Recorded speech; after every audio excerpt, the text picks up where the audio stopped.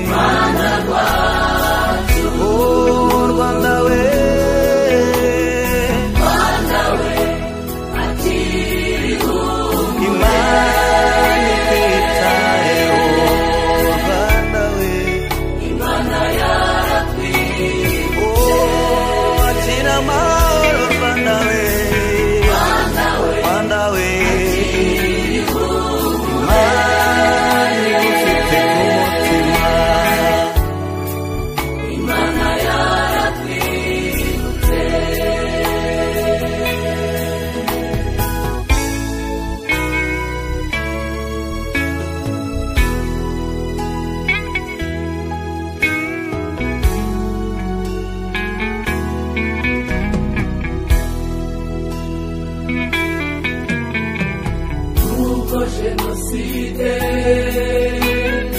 yagutwaye abawe Rwanda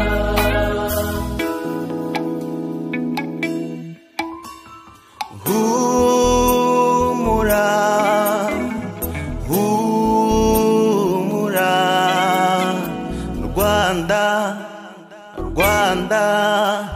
Imana igufite ku mutima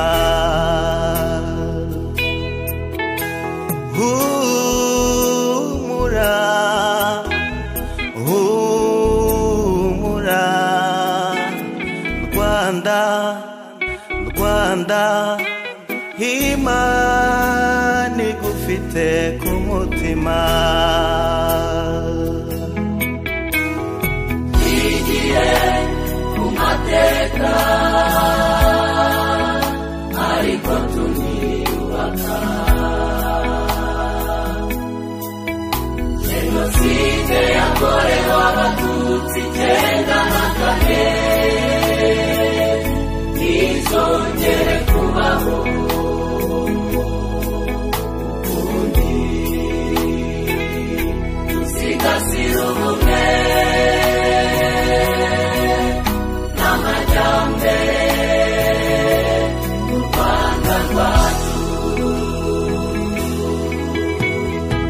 igihe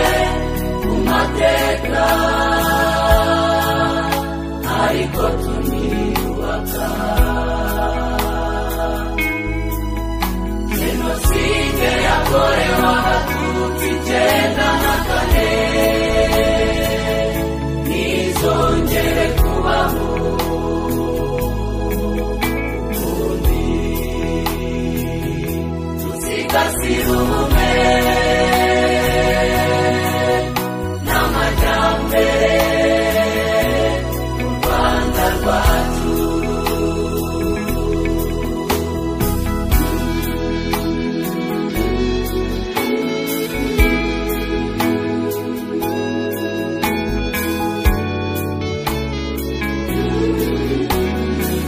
Mana wowe wadukuye mu mwijima w'icuraburindi ukadushyira mu cyo utangaza ntushimwe